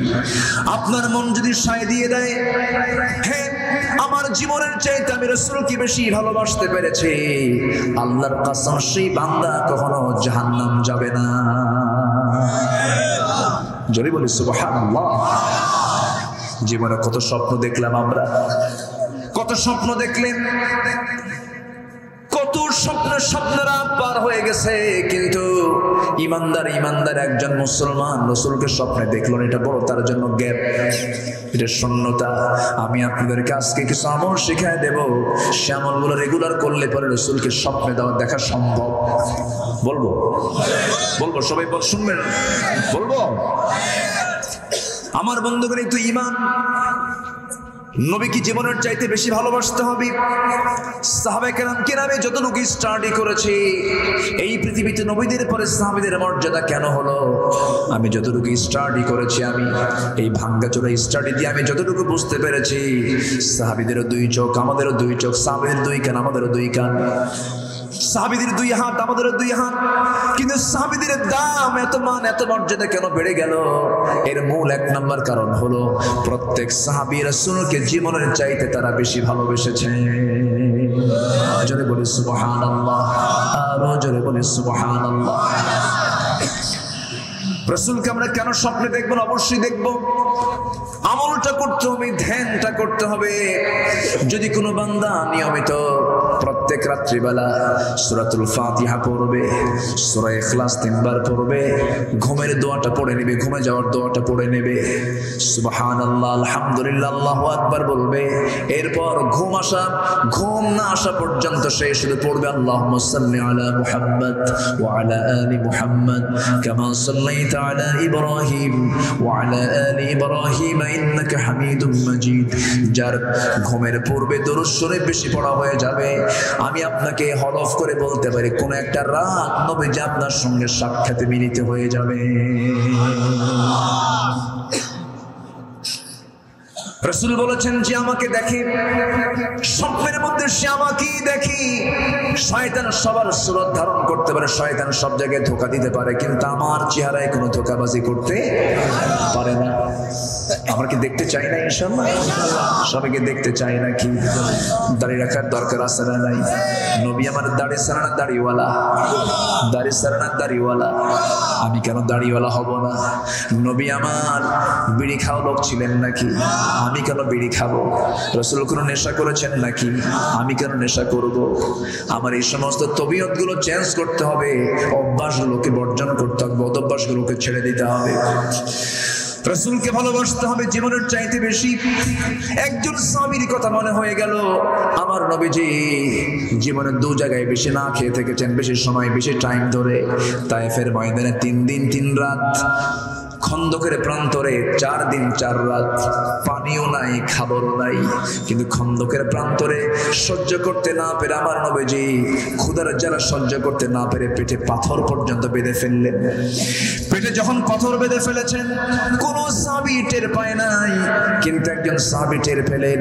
টের পেয়ে কাছাকাছি চলে আসেন, এসে বলছেন ইয়া রাসূলুল্লাহ, আপনি কাউকে বুঝতে না দিলেও কিন্তু আমি বুঝতে পেরেছি হুজুর হাওয়া করে কাঁদবে। রাসূল বলছেন ওরে আমার জাবির রে, কি হয়েছে বল? হুজুর আপনার পেটটা ফোলা ফোলা মনে হয়, আপনি পেটে পাথর বেঁধেছেন। নবীজি বলছেন জাবির রে, কাউকে বলো না, সাহাবীরা হাওয়া করে কান্নাকাটি শুরু করে দেবে, কাউকে বলতে যেও না। সাইয়েদনা জাবির বলছেন ইয়া রাসূলুল্লাহ, কোদাল মারতে মারতে আপনার কবর তো কুজা হয়ে গেছে, আপনি ক্ষুধার যন্ত্রণায় ভুগতেছেন। আমি তো গরিব মানুষ, আমি আমার বাড়িতে যাচ্ছি হুজুর, একটা ছোট্ট ছাগল আছে, আপনি যদি অনুমতি দেন আমি ছাগলটা জবাই করব, আপনাকে খাওয়াবো। রাসূল বললেন তাই যদি হয় যাও রে জাবের, আজকে আমি তোমার বাড়িতে দাওয়াত গ্রহণ করলাম। বউকে গিয়ে বললেন, বউয়ের সঙ্গে ছাগলটা জবাই করে নিলেন। রান্না বান্না কমপ্লিট করার পর বউ স্বামীকে ডাক দিয়ে বলছে আমার স্বামী জাবের, শোনো রাসূলকে যখন নিয়ে আসবি কানে কানে বলে আস্তে করে নিয়ে আসবে। যদি রাসূলকে যদি জোরে বলো সবাই শুনতে পাবে, সবার তো মেহমানদারি করা সম্ভব হবে না। আচ্ছা ঠিক আছে, গিয়ে রাসূলের কানে কানে বলছে হুজুর রান্না বান্না শেষ, চলুন আপনি শুধু কয়েকজনকে নিয়ে আপনারা একসঙ্গে আমার বাড়িতে যাবেন। আমার রাসূল বলছেন জাবির রে, ও জাবির তুমি আমাকে যে প্রস্তাব দিতেছো, তোমার কি মনে হয় বিশ্বনবী একা খাওয়ার মানুষ? আমি তো একা খাওয়ার মানুষ না জাবের, তুমি আমাকে দাওয়াত দিতে আসছো, আমি তোমার দাওয়াতে খুশি হলাম, তোমার দাওয়াতকে আমি সমর্থন জানালাম, অবশ্যই তোমার বাড়িতে যাব। কিন্তু জাবের চিন্তা করো না, তুমি আমাকে দাওয়াত দিয়েছো আমাকে একা, আর আমি নিজের রাসূল সবাইকে দাওয়াত দিলাম। সবাইকে উদ্দেশ্য করে বলেন ও সাহাবীরা শোনো, আমার জাবের দিয়েছে আমাকে দাওয়াত, আর আমি তোমাদেরকে দিলাম সবাইকে দাওয়াত, চলো জাবেরের বাড়িতে যাই। যেরকম সুবহানাল্লাহ, সাহাবীর সংখ্যা 600। সাহাবীর সংখ্যা কত? ছাগল হলো 6 কেজি। কয় কেজি? বরকত দেওয়ার মালিক কে? বরকত দেওয়ার মালিক কে? আমার নবীজি এই কথা বলার সঙ্গে সঙ্গে সাইয়েদনা জাবির তিনি ভয় পাচ্ছেন, হুজুর কেমন করে আমি এগুলো মিটায় নেব, কেমন করে আমি কভার করব? রাসূল বলছেন জাবির রে চিন্তা করো না, বান্দা যা রিজিকের দায়িত্ব তা। জোরে বলেন সুবহানাল্লাহ। আমরা শুধু এই রিজিক নিয়ে টেনশন করি। পৃথিবীর কোন প্রাণীর রিজিক নিয়ে কোনো টেনশন আছে? কোন পাখি কি হরতাল করে? কোন গরু ছাগলকে হরতাল করে? বনের কোন পশু কি হরতাল করে? কোনদিন কি দেখছেন সুন্দরবন থেকে হঠাৎ করে হাজার হাজার প্রাণী সব বাইরে এসে হরতাল করতেছে, খাবার নাই খাওয়াও? আছে এরকম আন্দোলন? আছে নাই? জলভাগের প্রাণী আছে, একটা প্রাণী আছে তিমি, সেই তিমির হাড়ের ওজন হলো 600 কেজি। হাড়ের ওজন কত? হাড়ের ওজন যদি 600 কেজি হয় তাহলে ওর ওজন কত? ওর গায়ের ওজন কত? 600 কেজি হাড়ের ওজন। ওর হার্ট যে বিট হয়, হৃদস্পন্দন হয় মিনিটে 8 থেকে 10 বার। এটার মানে হার্ট বিটের যে আওয়াজ, এই আওয়াজ শোনা যায় 4 থেকে 5 মাইল দূর থেকে। যেরকম সুবহানাল্লাহ। সাগরের মধ্যে দিয়ে যখন তিমিও ঘুরে ফিরে বেড়ায়, 3-4 মাইল দূর থেকে শোনা যায় যে এই দিক থেকে তিমি আসতেছে। ওর হার্টের আওয়াজের ওজন, আওয়াজ মানে হার্টের যে স্পন্দন হয় তার আওয়াজ। আল্লাহু আকবার বলেন। এত বড় প্রাণী এই তিমি। প্রত্যেক দিন তার বাচ্চাকে দুধ খাওয়ায় 50 থেকে 60 মণ। কেউ তো সুবহানাল্লাহ কইলেন। কে খাওয়ান? বাবুই পাখি বাসা বাঁধে কোন গাছে? তাল গাছে। বাসাটা দেখছেন তো সবাই, কি দুর্বল না মজবুত? মজবুত। সিডর, আইলা, আমফান, তারপর কি নার্গিস, ফণি, মহসিন, হ্যাঁ এত কিছু হয়ে যায়। আমার আপনার বাড়ি ঘর সব উপরে চলে যায়। কত ধ্বংসলীলা হয়ে যাচ্ছে বাবুই পাখির ওই আবাসস্থল। তাল গাছও ঠিক আছে, ওর বাড়িও ঠিক আছে। কেউ তো সুবহানাল্লাহ বলবেন। আচ্ছা, আমি আপনি কি বিমানে চড়ি না? বিমানে চড়ি তো, মানুষ তো বিমানে চড়ে নাকি? বিমানে চড়ে। বিমানে চড়তে চাইলে কি এখন বিমানে চড়তে পারবেন? কোথায় যেতে হবে? যশোর এয়ারপোর্টে যেতে হবে। তাও বিমান আছে কিনা আবার ফোন দিতে হবে, টিকিট কাটতে হবে, ইমিগ্রেশন করবে, চেক করবে তুমি সন্ত্রাসী কিনা। কত কি চেক করে এরপরে বিমানে চড়ে এরপরে যেতে হবে। আবার নামার সময় ব্যাগ টানো, এই টানো, ওই টানো। বাবুই পাখির লাইফ স্টাইল কি আমার চেয়ে দুর্বল? ও কোনোদিন গাড়িতে চড়ে? হ্যাঁ, ও কোনোদিন হেঁটে চলে? হাঁটেও না, গাড়িতেও চড়ে না, নৌকাও যায় না, নৌকায় চড়েই না। ও চড়ে কোথায়? প্লেনে চড়ে। সে প্লেনের কি জ্বালানি লাগে? কোনো কিছু লাগে? কিচ্ছু লাগে না। শুধু বাইরে বের হবে, ঘর থেকে বের হয়ে সামনে প্ল্যাটফর্ম, সামনে তার মানে ফ্লাইং স্পট। সে শুধু সামনে দাঁড়ালো, মেশিনের মধ্যে একটা মেশিন সুইচ দিল, যেটা বিমান ওড়ার সিস্টেম, যেটা একটা চাপ দিয়ে চট করে দুটো পাখা বের করে দিয়ে মাল্লা খান দৌড়। আল্লাহর জিকির করতে করতে খাবারগুলো সব সংগ্রহ করে আবার বিমানে ফ্লাই করে একদম ল্যান্ডিং করলো বাড়ির সামনে। ঢুকে পড়ে বউকে একটা সালাম দিয়ে বললো, এই যে খাবার টাবার নিয়ে আসছি, আমার সামান টামান সব নিয়ে আসছি, দেখো তো ডিম বাচ্চাগুলো কি আছে, কি অবস্থা আছে। ফাইন করে ম্যানেজিং করে সে তার দিনগুলো রাতগুলো পাড়ি দিচ্ছে। চিন্তা করেন, কোনো প্রাণীর মধ্যে গন্ডগোল নাই, কোনো সমস্যা নেই, কোনো খাদ্যের ঘাটতি নাই। মানব জাতির মধ্যে আছে না নাই? আসতে বলবেন না, আছে না নাই? এটা কি খাদ্যের ঘাটতি না বন্টনের ঘাটতি? কিসের ঘাটতি বলেন? বন্টনের ঘাটতি। সম্মানিত ভাইয়েরা, কথা তো অনেক, বলবো আর কয়টা, কিন্তু এদিকে 12টাও বাজে, শেষও করতে দিচ্ছেন না, বাড়িও যাচ্ছেন না, আপনার নড়াচড়াও করতেছেন না। আর আমি কি করি কত? এই বুরহান ভাই কই? কি করবো, শেষ করে দিই নাকি? আলোচনা চলো, হুজুর মরুক। জি হ্যাঁ, জি জি, আমাকে সুযোগ দিয়েছেন, জি আলহামদুলিল্লাহ। এখন সাইয়েদনা জাবের চলে গেছেন বাড়িতে, গিয়ে বললেন, শোনো, দাওয়াত তো দিলাম রসুলকে, আমি কানে কেন বলছি, কিন্তু কাম তো হলো না, রসুল তো সবাইকে দাওয়াত দিয়ে দিচ্ছে। এখন বউ বলতেছে আলহামদুলিল্লাহ, জোরে কোন আল্লাহু আকবার। সাইয়েদনা জাবের বলেন, আমার স্ত্রী, তুমি আলহামদুলিল্লাহ তো কইছো, ভালো, আলহামদুলিল্লাহ ঠিক আছে, কিন্তু ছাগল তো 6 কেজি, মানুষ তো 600, কি করা যায়? সাইয়েদনা জাবেরের স্ত্রী বললেন, বান্দা যা, রিজিকের দায়িত্ব তার, আমরা চুপচাপ থাকেন, রাসূল আসুক। সাইয়েদনা জাবেরকে রাসূল খুব পছন্দ করতেন। একদিন বাইর থেকে মদিনা ঢুকতেছেন সব সাহাবীরা উটের পিঠে করে। সাইয়েদনা জাবেরের উটটা ছিল বুড়া। রাসূলকে এসে বলেন, হুজুর, আমি তো আপনাকে খুব ভালোবাসি, আপনি আমাকে খুব ভালোবাসেন, কিন্তু এই বুড়া উট তো চলে না, সবাই আগে আগে চলে যাচ্ছে, আপনি আমার উটের জন্য একটু দোয়া করে দেন। আমার নবী যে লাঠি দিয়ে একটা ঘুতা মারছেন, উটের গায়ে একটা ঘুতা মারছেন, ঘুতা মারার সঙ্গে সঙ্গে এই বুড়া উট তাজা হয়ে এমন দৌড় মারছে, সবার আগে মদিনা পৌঁছে গেছেন জাবের। মদিনা আসার পরে সালাম মজা করে বলতেছেন, জাবের, তোমার উট তো তাজা হয়ে গেছে, উট বেচবা? আমি কিনে নেব। জোরে বলেন সুবহানাল্লাহ। সেদিন জাবের বলছেন, আপনি কিনবেন, আমি দেবো না, এটা কথা হলো? নেন, কিনে নেন। এই যে টাকা নাও, উট দাও, টাকাও দিচ্ছেন। উট নিয়েই উটের লাগামটা হাতে নিয়ে বলছে, জাবের তুমি না আমাকে খুব ভালোবাসো, আমিও তোমাকে খুব ভালোবাসি, তোমার উটকে আমার নেওয়া মানায়, টাকা যখন দিয়ে দিছে টাকা তোমার কাছেই থাক, তুমি নাও, উটটাও নিয়ে নাও। নবীজি ফ্রি হয়ে যেতেন সবার সাথে। আমার নবীজি সেই জাবেরের বাড়িতে গিয়ে পৌঁছলেন, পৌঁছে সালাম দিয়ে বললেন, ও জাবের, তোমার বউকে আমার সালাম জানিয়ে বলো যে হাঁড়িতে গোশত পাকানো হয়ে গেছে সে হাঁড়ির ঢাকনা যেন না উঠায়। রুটি প্রস্তুত করে যে হাঁড়িতে রেখে দিয়েছে তার ঢাকনা যেন না টান দেয়। আজকে আমি কাউকে বন্টন করতে দেব না, আমি রাসূল নিজে আজকে সমস্ত সাহাবীদেরকে বন্টন করে খাওয়ায় দেব। আমার নবীজি বরকতি হাত নিয়ে নামলেন। নবীজির বরকতি হাতে আকাশের চাঁদ দ্বিখণ্ডন হয়ে যায়। আমার নবীজি আস্তে করে ওই হাড়ির কাছে চলে গেলেন, কোমরে গামছা বেঁধে তিনি খেদমতে নেমে গেলেন। সারা জীবন নবীজির একটা সুন্নাত দিক ছিল, রাসূল কখনো আগে খেতেন না। কেউ দুধ নিয়ে আসতো, রাসূল বলতেন আগে তোমরা খাও এরপর আমি খাবো। এমন কি ফেন আম্মা জান আয়েশা সিদ্দিকা পর্যন্ত বলেন, আমি তার বউ ছিলাম, আমি তার সামনে খাবার নিয়ে গেলে আমি নিজে কখনো রাসূলকে আগে খাওয়াতে পারি নাই। জোরে বলে সুবহানাল্লাহ। বলেন কোন স্বামী যদি বউয়ের সঙ্গে এমন আচরণ করে, সেই বউকে সেই স্বামীর বিরুদ্ধে কোনো কথা বলবে নাকি? কিন্তু এখনকার বউরা যদি একটু আগে খায়, স্বামী বলবে তুই তো বেয়াদব রে, তুই তো বেয়াদব, তুই তো আগে খেয়ে ফেলিস। কিন্তু না না, আবার এরকম আছে অনেক মহিলা আছে স্বামীকে আগে খাওয়ান এরপরে নিজে খান, ভালো একটা ভালো কাজ। কিন্তু মাঝে মাঝে আপনি এরকম করবেন, ইলিশ মাছ কিনে আনছেন, ইলিশ মাছ কিনে এনে বউকে বললেন এটা সুন্দর করে কুটে নাও, রান্না বান্না করো। বলেন তো ইলিশ মাছের মাথাটা বউ কাকে দেওয়ার চেষ্টা করে? কাকে? আপনি খান, সমস্যা নেই, একদিন খান, 2 দিন খান, কিন্তু সারা জীবন খাবেন?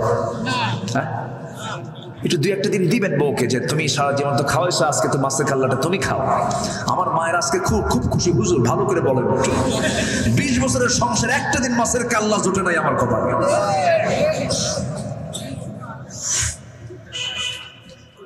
আমার বন্ধুগণ, নবীজি আমার করলেন কি, হাড়ির কাছে চলে গেলেন।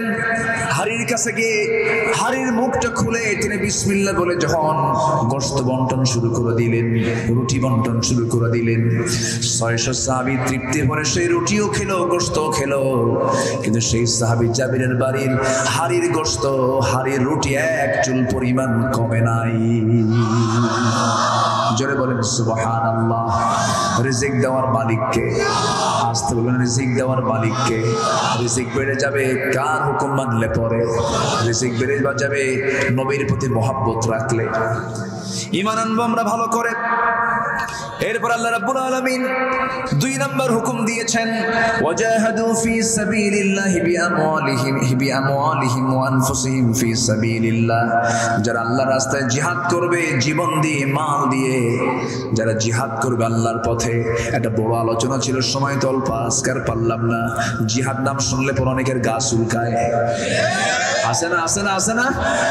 যে নামাজি জিহাদের নাম শুনলে ওর গা চুলকায়, ওর নামাজ হয় না, ঠিক কি না? জিহাদ আছে না নাই? মদ কি এমনি বন্ধ হবে? মদ কি এমনি এমনি বন্ধ হবে? জুয়া কি এমনি এমনি বন্ধ হবে? জিহাদের দরকার আছে না নাই? জিহাদ মানে কি চেষ্টা করা, জিহাদ মানে কি করা? চেষ্টা করা। মুজাহাদার দরকার আছে না নাই? এই 2টা কাজ যারা করবে আল্লাহ রাব্বুল আলামিন নিজেই ঘোষণা দিচ্ছেন, উলাইকা হুমুস সাদিকুন। এই সমস্ত বান্দাগুলোই আমার কাছে এমন সার্টিফিকেট পেয়ে যাবে, এরাই হবে সত্যবাদী। এই সার্টিফিকেট দেব আর এই বান্দাদেরকে আমি আল্লাহ জান্নাত বুঝে দেব। জোরে বলি সুবহানাল্লাহ। আল্লাহ তুমি সবাইকে আমল করার তৌফিক দিয়ে দাও। জোরে বলি আমিন, আরো জোরে আমিন, আরো জোরে আমিন। আসুন দোয়ার মধ্য দিয়ে আমরা শেষ করে দেব আজকের মাহফিল। যতটুকু হয়েছে বলে ফেলি আলহামদুলিল্লাহ। সবাইকে অসংখ্য ধন্যবাদ জানাচ্ছি মাহফিলকে সাকসেস করার জন্য। কেউ ওঠেন নাই, বসেছিলেন। এখন শেষে আমরা দোয়া করে যাব। দোয়ার দরকার আছে না? একটু নামাজের মতো করে বসেন, আমরা আল্লাহর কাছে চাই।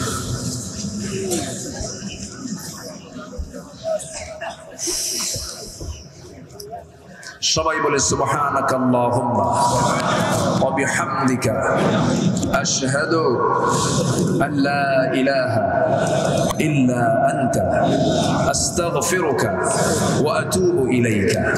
একটা হাদিস শিখায় দে, হাদিস শোনায় দে। এই ইউটিউবাররা কি বন্ধ করুন, অস্ত শেষই হয় না। একটা হাদিস শুনে নেন। এই বসেন বসেন বসেন না কেন? নামাজের সুরতে বসেন, সবাই নামাজের সুরতে বসেন, নামাজের মতো করে বসেন। হাদিসটা হলো, ফজরের সময় যখন হয়, শয়তান প্রত্যেকটা বান্দাকে 3টা গিট মারে। কয়টা গিট মারে বলেন? আবার বলেন কয়টা গিট মারে? 3টা। এই 3টা গিট ছুটাতে হলে 3টা কাজ করতে হবে ওই সময়। এবং তাই সে বলে আলাইকা লাইলুন তাওয়িল, তোমার জন্য আজকের রাতটা অনেক লম্বা, এটা বলে দেয়। আর বলে ঘুমাসো। ওই ফজরের সময় এই 3 গিট যে শয়তান লাগায়, এই 3 গিট লাগানোর, এই 3 গিটকে দূর করার উপায় হলো 3টা। নাম্বার 1, হাদিস আসছে, রাসূল বলেন যদি সে তখন ঘুম থেকে শক্তভাবে উঠে দাঁড়ায়, একটা গিট ছুটে যায়। সুবহানাল্লাহ বলবেন না? আচ্ছা। নাম্বার 2 হলো যখন সে ওযু বানায়, আরেকটা গিট ছুটে যায়। জোরে বলে সুবহানাল্লাহ। যখন সে নামাজে দাঁড়িয়ে যায়, আরেকটা গিট ছুটে যায়। আমরা কি ফজর পড়বো না ইনশাআল্লাহ? শয়তান গিট মারে কয়টা? এই 3টা গিট ছুটানোর উপায় হলো ওঠা, ওযু করা, নামাজে দাঁড়ানো। যদি এই কাজটা যদি বান্দা ফজরের সময় করে, সারাদিন শয়তানের কাছে চান্স পায় না। আল্লাহ কবুল করুন। ফজর হবে তো সবার বুরহান ভাই? দোয়া জনগণ সারে না, দেখেন কেউ জানে তো, কিন্তু উপায় তো নাই, রাত তো হয়ে গেছে। আর একটু চালাবো? হ্যাঁ, যা হয়েছে। ফজর পড়বো না আমরা ইনশাল্লাহ। আমি তো একটা হাদিস বলে দিলাম যে আমি দোয়া চাই সবার কাছে, সবাইকে আমার জন্য দোয়া করবেন। আমিও দোয়া করি আপনার জন্য। আমার বোরহান ভাই 2 বছর যাবত উনি চেষ্টা করছেন আমাকে এখানে নিয়ে আসার জন্য। আমার খুব শখ ছিল এখানে আসি, আমি খুব খুশি হয়েছি। আপনারা কি খুশি হয়েছেন তো নাকি? আমিও খুশি হয়েছি। খুশি হওয়া দরকার, এখন বাকি কার? সব খুশিতে আল্লাহ যেন খুশি হয়ে যান। যদি বলি আল্লাহুম্মা আমিন। জি দোয়া, আল্লাহুম্মা আমিন। ربنا ظلمنا أنفسنا وإن لم تغفر لنا وترحمنا لنكونن من الخاسرين। গভীর রাত, নিঝুম রাত, ঝিমানো রাত্রিতে চাঁদের মতো হাজারো মুসলমান নরনারী নিয়ে তোমার কালামের 2-3টা আয়াতকে সামনে রেখে যৎকিঞ্চিত কিছু কথা বলার চেষ্টা করেছি। গুনার বোঝা মাথায় নিয়ে কাঙ্গাল ভিখারির মতো 2টো হাত পেতে আছি। আল্লাহ, গুনার দিকে নজর দিও না, বান্দা মনে করে তামাম জীবনের গুনাহগুলোকে মাফ করে দাও। জনম দুঃখিনী মা, জনম দুঃখী বাপজান যারা চলে গেলেন, জিন্দেগির গুনাহগুলো মাফ করে দাও। কবরগুলোকে জান্নাতের টুকরা বানাইয়া দাও। আব্বা আম্মার জন্য কি দোয়া তাও শিখিয়ে দিয়েছো। দিল থেকে আওয়াজ দিয়ে সবাই বলুন রব্বির রহমহুমা কামা রব্বায়ানি সগীরা। রব্বির রহমহুমা কামা রব্বায়ানি সগীরা। বিশেষ করে মাহফিলের আয়োজন যারা করলেন, শোনার জন্য যারা আসলেন, বিনিময়ে কিয়ামতের দিন, মুসিবতের দিন মাহফিলটাকে সবার জন্য নাজাতের মাধ্যম বানায় দিও আল্লাহ। আল্লাহ তাআলা গোটা পৃথিবীর মুসলমানদের জন্য দোয়া করে 180 কোটি মুসলমানের পায়ের তলায় আজকে মাটি নাই। তোমার কাছে ফরিয়াদ করে মেহেরবানি করে তুমি আল্লাহ মুসলমানদের জন্য একটা ওমর পাঠায়া দাও। বাইতুল আকসাকে তুমি আল্লাহ মুসলমানদের হাতে তুলে দাও। আল্লাহ, আমরা পাখিকে হারিয়ে ফেলেছি। কোরআনের যে পাখিটা আমরা হারালাম, কত বড় সম্পদ আমরা হাতছাড়া করে ফেলেছি। আল্লাহ গো, মেহেরবানি করে তোমার কাছে প্রার্থনা করি, জান্নাতের উচ্চ মাকাম তুমি আল্লাহ তাকে দিয়ে দাও। ও আল্লাহ, তোমার বান্দাগুলো আমিন আমিন করে। কারো মা নাই, কারো বাবা নাই, কারো ভাই নাই, কারো বোন নাই, কবরস্থ হয়ে গেছে। আল্লাহ মেহেরবানি করে যার যা চাওয়া মেহেরবানি করে পাওয়া করে দিও। বৃদ্ধ আত্মীয় স্বজনের কবরগুলোকে জান্নাতের টুকরা বানাইয়া দাও। আমার বুরহান ভাইকে কবুল করো, সন্তানদেরকে কবুল করো। সবার নাম তো আমার জানা নেই, যার যা চাওয়া তুমি আল্লাহ মেহেরবানি করে পাওয়া করে দাও। দুনিয়া থেকে কোন দিন বিদায় নেব জানি না, ডান হাতে আমলনামা না আসা পর্যন্ত আমাদের মরণ দিও না। ও আল্লাহ, তোমার বান্দাগুলোকে নিয়ে হাত তুলেছি, এই দোয়া আমার জীবনের শেষ দোয়া হতে পারে, এই চাওয়াটা আমার জীবনের শেষ চাওয়া হতে পারে রে। কে কখন চলে যাব জানি না রে, মরতেই যখন হবে শহীদে মওত কপালে জুটাইয়া দিও। ও আল্লাহ, তোমার কাছে ফরিয়াদ করি, তোমার পছন্দের বান্দা না হওয়া পর্যন্ত আমাদের কাউরে মরণ দিও না। আল্লাহুম্মা হাসিবনি হিসাবান ইয়াসীরা ইয়া মুকাল্লিবাল কুলুব সাব্বিত কলবি আলা দীনিক। দুনিয়া থেকে কোন দিন বিদায় নেব জানি না, তবে যেদিন মরে যাব রে, টান মেরে ঘর থেকে বের করে দেবে, জীবনের শেষ গোসলটা হয়ে যাবে রে, মোরা মুখ সব দেখে দেখে চলে যাবে, বউটা চাপা কান্নায় ভেঙে পড়বে রে, সন্তানগুলো হাওয়া মাওয়া করে কাঁদবে, বাড়িটা শোকের বাড়ি হয়ে যাবে, সব এসে কান্নাকাটি করে আকাশ বাতাস ভারী করে ফেলবে। আমার মোরা লাশ ঘর থেকে বের করে দিয়া জীবনের শেষ গোসলটা করাইয়া দিয়া রে, জানাজা শেষ করাইয়া দিয়া কবরের দিকে নিয়ে চলে যাবে, কবরে শোয়া দেবে রে, বাঁশ চাপা দেবে, মাটি চাপা দেবে, 24 ঘন্টা যাবে না, মাথার চুলগুলো খসে খসে পড়বে, 3 দিন যাবে না, চামড়াগুলো সব পোকার পেটে চলে যাবে। যে পোকাকে দেখে ভয় পেতাম, সেই পোকার রাজত্বে চলে যাবে আমার দেহ। 7 দিন লাগবে না, পেটের নাড়ি ভরে সব চোখ মুখ কান নাক বের হওয়া শুরু হয়ে যাবে। মাত্র 3টা মাস কবর যদি খনন করা হয়, কয়েকটা হাড় ছাড়া আর কিছুই খুঁজে পাওয়া যাবে না রে। কত স্বপ্নের দুনিয়া ভাবি আমরা, সে অন্তিম মুহূর্ত সবার সামনে যেদিন আসবে রে, সে অন্তিম সময় সবার জবানে জারি করে দিও লা ইলাহা ইল্লাল্লাহু মুহাম্মাদুর রাসূলুল্লাহ।